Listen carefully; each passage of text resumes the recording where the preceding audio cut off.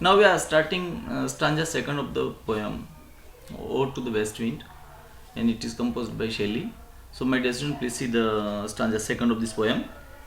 You on whose stream meet the steep sky commotion, loose cloud like earth's decaying leaves are shed, shook from the tangled boughs of heaven and ocean, engines of rain and lightning, there are spread on the blue surface of thing every surge, like the bright hair uplifted from the head of some fierce minute, even from the dim verge of the horizon to the zenith height, the locks of approaching storm, you dirge of the dying year, to which this closing night will be the dome of the vast structure, vaulted with all the congregated might of vapors from whose solid atmosphere black rain and fire and hail will burst. See, student, this one is the second stanza, and in this stanza also the poet describe the powers of west wind and different forms of the nature which becomes attractive or wonderful or the full of wonder for men. This is described in that. I mean, how the poet see the nature in its wonderful form, in its strange giving form, and it is the characteristic of romanticism that we come to know that the poets started to make the subject of their poetry, and it was that nature. Poets started to make the nature as their subject matter, and in this we see how rainfall and the west wind, how the poet visualized that, and by his by his poetic style, poetic skills, he has made he has made this subject a wonderful thing, an entertaining thing, an enjoying thing, or an inspiring thing for all of us. Look here. You on whose stream mid the steep sky commotion, loose clouds like earth became leaves are shed. The poet says that the earth, on the earth, the clouds are hanging like leaves on a tree. See, students, during this season, when there are the sky clouds in the sky, and the clouds are full of water vapor, and they are hanging there. So he says, he makes a comparison, and he says that the clouds are hanging like leaves on the trees and shook from the tangled boughs of heaven and ocean, and it seems that they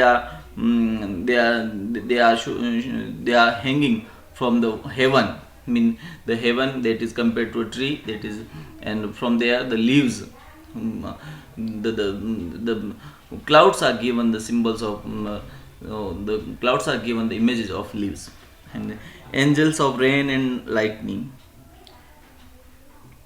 there are spread on the blue surface of thine surge, and these clouds are spreading on the ocean, and the ocean has blue surface, so it seems that these leaves of trees and these leaves of clouds are hanging on the ocean, and like the bright hair uplifted from the head of some fierce minute, even from the dim birds. And see, dear students, when these clouds are hanging on the ocean, on the blue water, and the ocean has a flat surface, so these hair create another imagery, that it seems that a lady with her hair, the hair are spreads, and she is sitting there like a minute, an unnatural, a distraught woman, or she is with unnatural frenzy, and like when we can say that, she is in her full of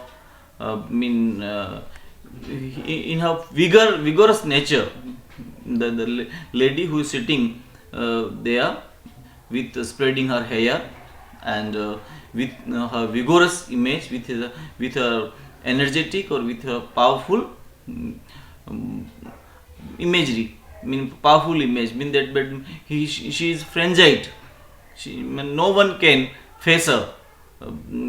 She is in her mood, she is in her power, she is in her own way. So the poet described the nature, west wind, that you seems like that you are like a frenzied lady who is ready with his with her power, and if anyone tries to stop her, she will react to him with his utmost force. And in such a way, the west wind is described in this. I mean, the west wind has been given the power attribute, and it has been compared to a lady, frenzied lady who is spreading her hair. And the leaves, the clouds which are hanging in the sky, the clouds which are hanging in the sky seems that they are the trees, then their leaves are hanging from the heaven on the earth. So ocean and clouds are given the symbol of that leaves hanging from the heaven, and the clouds on and the ocean, these also have been given the image of a lady, frenzied lady who is spreading her hair. And these clouds, moving of the clouds is appearing that her hair are flowing, her hair are blowing with the air. And on the horizon to the zenith side, the locks of the approaching storm. And dear student, you see the imagery how the poet has witnessed the storm of west wind.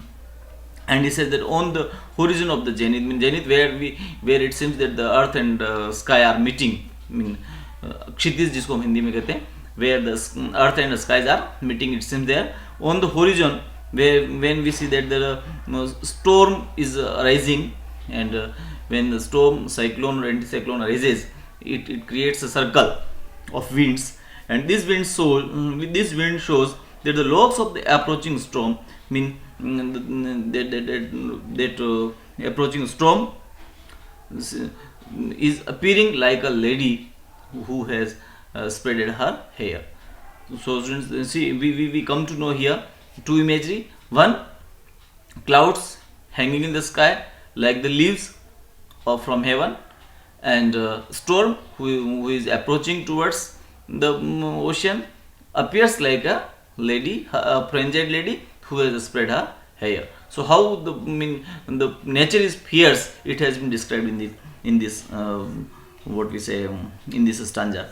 You dirge of the dying year, to which this closing night will with the dome of vast splendor, vaulted with all the congregated might. And it seems that again poet says her addressing that west wind, that you dirge of the dying year. It seems that with that voice of that storm, you are singing the song of mourning.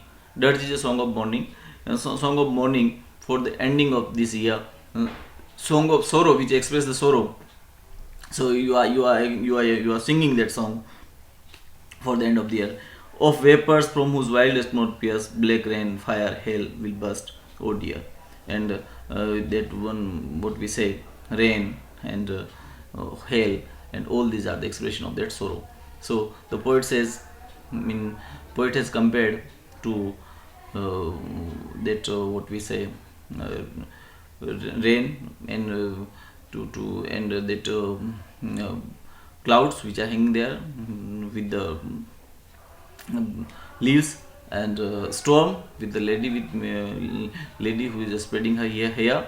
And again he says that it seems that you are singing a dirge song, a mourning song, a song which is expressing its sorrow. तो dear student, इसमें जो है हमने कविता में कवि ने तीन कल्पनाएं और यहाँ यूँ गए अपन तीन उपमाएं दी हैं. एक तो जो है जो बादल जो लटक रहे हैं आसमान में इस वेस्ट इस ऑटम सीजन के दौरान, तो वो ऐसा लगता है कि जैसे आसमान से पेड़ों के पत्ते लटक रहे हैं, पेड़ लटक रहे हैं, और एंजिल जो गोड्स वगैरह हैं जो स्वर्ग देता है उसको लटका रहे हैं. इस तरह से तुम अपीयर होती हो वेस्ट विंड ऑटम को, उसको एड्रेस कर रहा है. फिर दूसरा कहता है कि होरिजन पे, क्षितिज पर जब ये तूफान उड़ता है तो ऐसा लगता है जैसे एक लेडी तूफान उड़ करके मेडिटेरेनियन सी और इस ओशन की तरफ आता है, तब ऐसा लगता है कि जैसे कोई महिला जो कि पूरे अपने ही होश में है, अपने ही जोश में है, और उसके बाल बिखरे हुए हैं, वो पूर्ण गुस्से में है या पूर्ण भावनाओं में है, और वह अपने बाल बिखेर के खड़ी है, उसको कोई रोक नहीं सकता है. She has become the symbol of the power on that time. और फिर वो कहता है कि ये जो तूफान के साथ जो आवाज़ आ रही है, और ये बर्फ आइस के जो ओले और ये पानी की बूंदें जो गिर रही हैं, उनसे ऐसा लगता है कि तुम समाप्त होते हुए वर्ष के लिए दुख भरा गीत गा रही हो.